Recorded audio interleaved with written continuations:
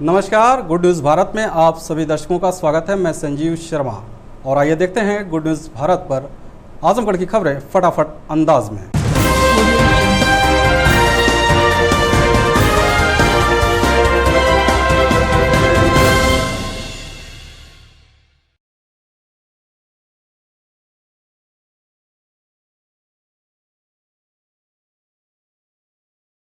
आजमगढ़ शहर के श्री कृष्ण गौशाला में 31 मार्च से 6 अप्रैल तक श्री राम कथा का आयोजन किया गया है। आप सभी भक्तजनों से निवेदन है कि शाम 4 बजे पहुंचकर श्री राम कथा को सुनकर पुण्य के भागी बने। आयोजक श्री रामायणम सेवा ट्रस्ट। आजमगढ़ जिले के मोहम्मदपुर ब्लॉक के अदरसपुर गांव में नवनिर्मित पंचायत भवन का भव्य उद्घाटन हुआ।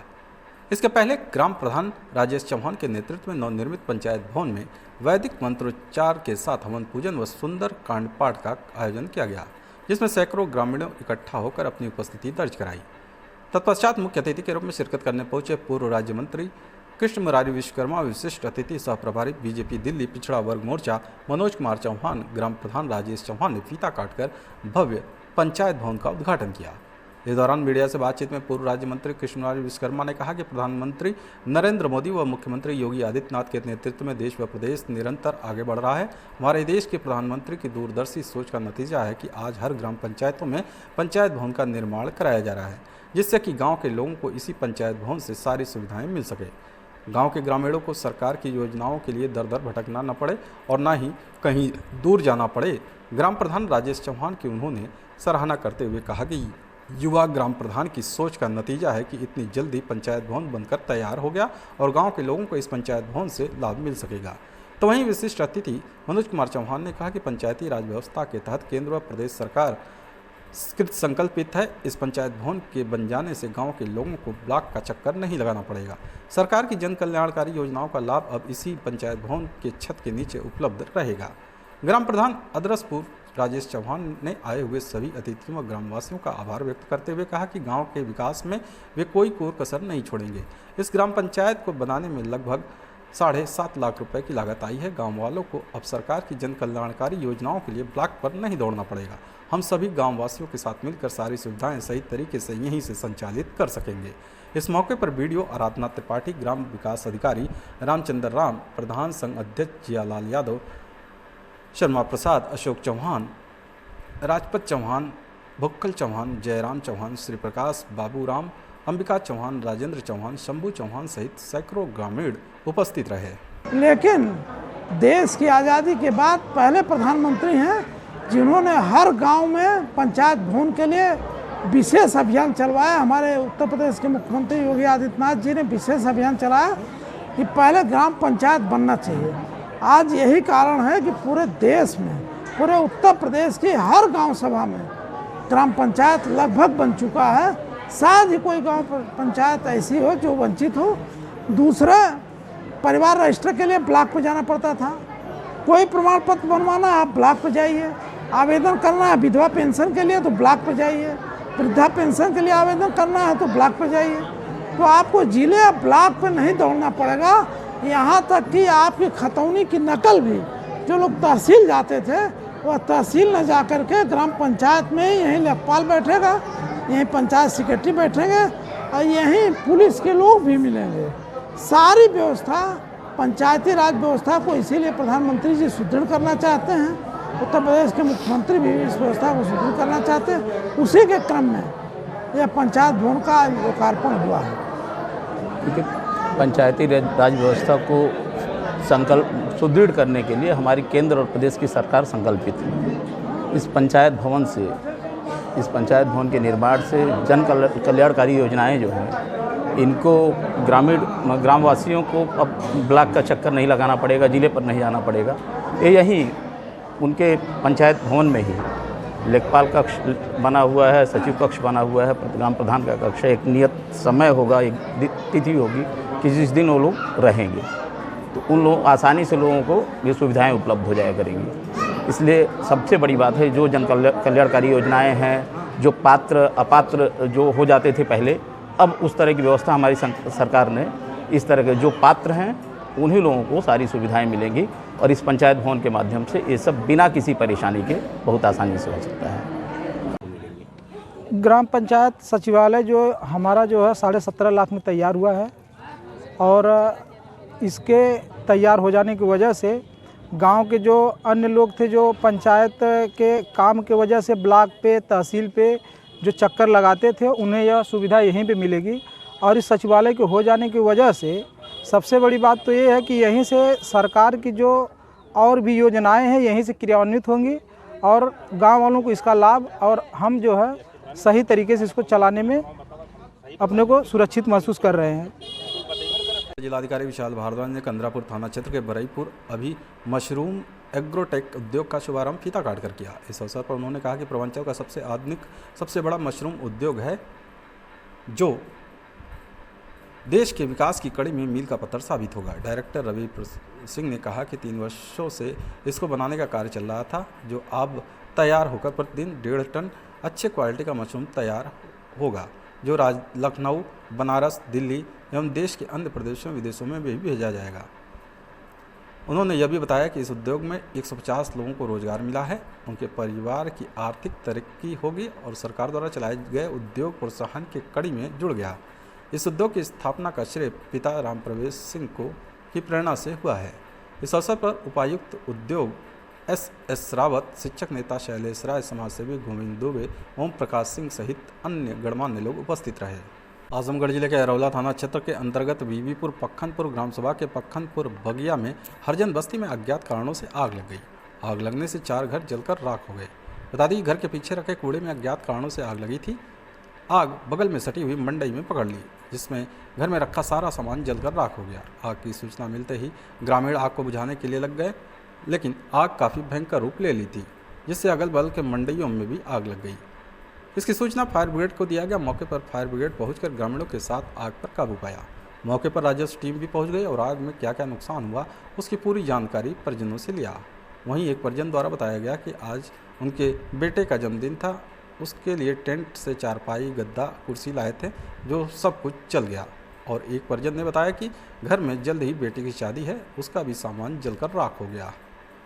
एकाएक आग पीछे से लग गई। हम लोग इधर थे, वहाँ जहाँ आग लगी सर कोई नहीं था और पता नहीं कैसे लग गई। आग लगने के बाद हम लोगों को सर जब जलने लगा तब पता चला कि आग लग गई है और हमारा जो है कि सारा सामान पर जो है कि चल गया। उसमें उनको अपने बच्चों को जो है कि अपने को बचा सके, बाकी सब जलकर राख हो गया। कुछ नहीं बचा।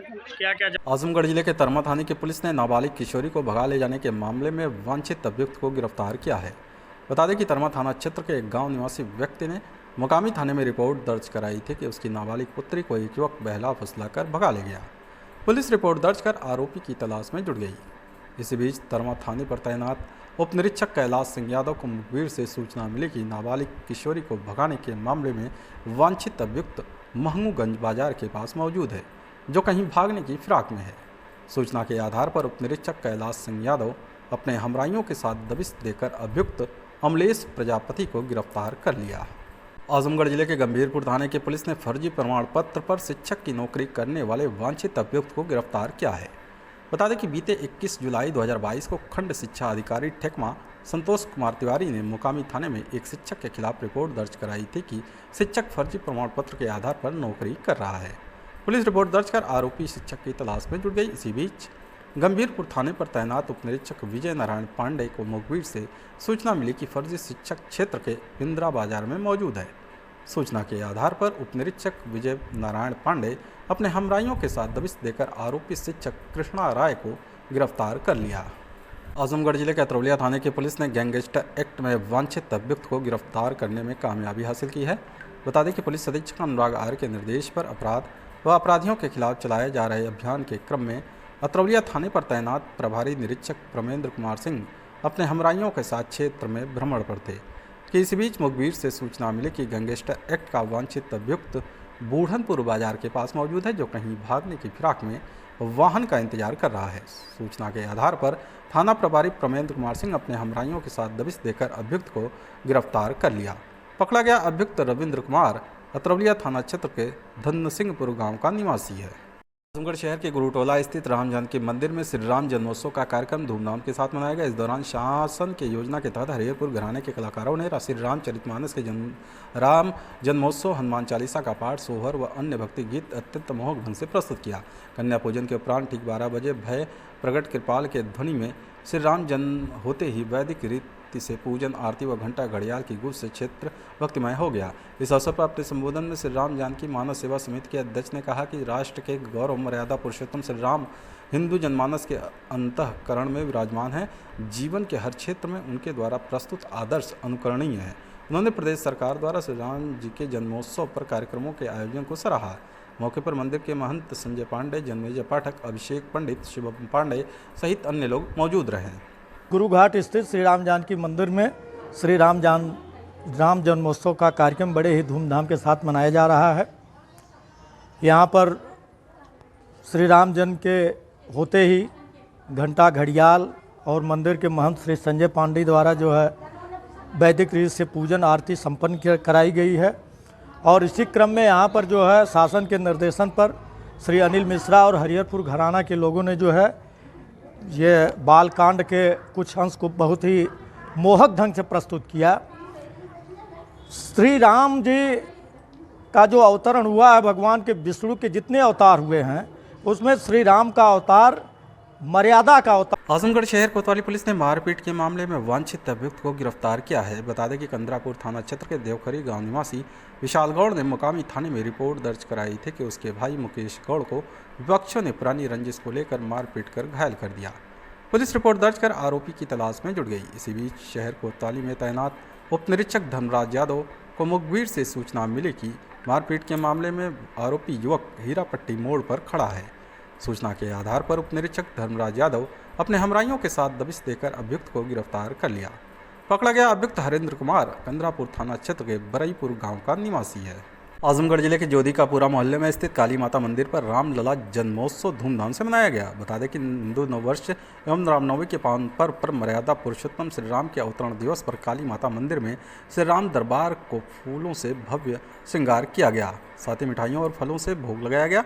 हरिहरपुर घराने से अपनी टीम के साथ आए हुए कलाकार आदर्श मिश्र ने अपने भक्ति गीतों से सबका मन मोह लिया। राम जन्मोत्सव के समय मंदिर के पुजारी देवी प्रसाद ने वैदिक मंत्रों से पूजन, मंगलाचरण आरती की। घंटा घड़ियाल की ध्वनि से पूरा वातावरण भक्तिमय हो गया, जिसके बाद भजन संध्या और देर शाम विशाल भंडारे का आयोजन किया गया।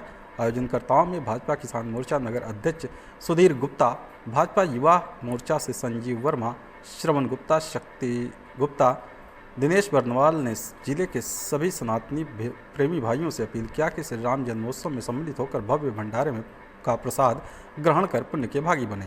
इसके साथ ही राम जन्मोत्सव में शहर के अन्य सभी प्रतिष्ठित भक्त भाईगण उपस्थित रहे। श्री काली माता मंदिर जी में रामलला जन्मोत्सव का कार्यक्रम रखा गया है। विगत वर्ष की भांति इस वर्ष भी जो है धूमधाम से रामलला जी का जन्मोत्सव कार्यक्रम, भजन संध्या एवं विशाल भंडारा का आयोजन है। मैं आप सभी जनपदवासियों से अपील करता हूं कि इस विशाल भंडारे में सम्मिलित होकर प्रसाद ग्रहण करें और भजन संध्या का आनंद लें। आजमगढ़ जिले के जहानागंज थाने की पुलिस ने नाबालिग किशोरी के साथ छेड़खानी करने व धमकी देने के मामले में वांछित अभियुक्त को गिरफ्तार किया है। बता दें कि बीते 22 मार्च को जहानागंज थाना क्षेत्र के गांव निवासी व्यक्ति ने मुकामी थाने में रिपोर्ट दर्ज कराई थी कि उसके गांव का एक लड़का उसकी नाबालिग पुत्री को स्कूल जाते समय छेड़खानी किया और विरोध करने पर जान माल की धमकी दी। पुलिस रिपोर्ट दर्ज कर आरोपी युवक की तलाश में जुट गई। इसी बीच जहानागंज थाने पर तैनात उप निरीक्षक अशोक सोनकर को मुखबिर से सूचना मिली कि नाबालिग के साथ छेड़खानी करने के मामले में वांछित अभियुक्त दौलताबाद बाजार के पास मौजूद है, जो कहीं भागने की फिराक में है। सूचना के आधार पर उप निरीक्षक अशोक सोनकर अपने हमराइयों के साथ दबिश देकर अभियुक्त हरेंद्र चौहान को गिरफ्तार कर लिया। आजमगढ़ जिले के निजामाबाद थाने की पुलिस ने जेवर व नकदी चोरी करने वाले नामजद अभियुक्त को गिरफ्तार किया है। बता दें कि बीते 20 फरवरी को निजामाबाद थाना क्षेत्र के शेखपुर दाऊदपुर गांव निवासी छट्टू राम ने मुकामी थाने में रिपोर्ट दर्ज कराई थी कि गांव का रहने वाला एक व्यक्ति उसके घर से जेवर व 35,000 रुपये नकदी चुरा ले गया।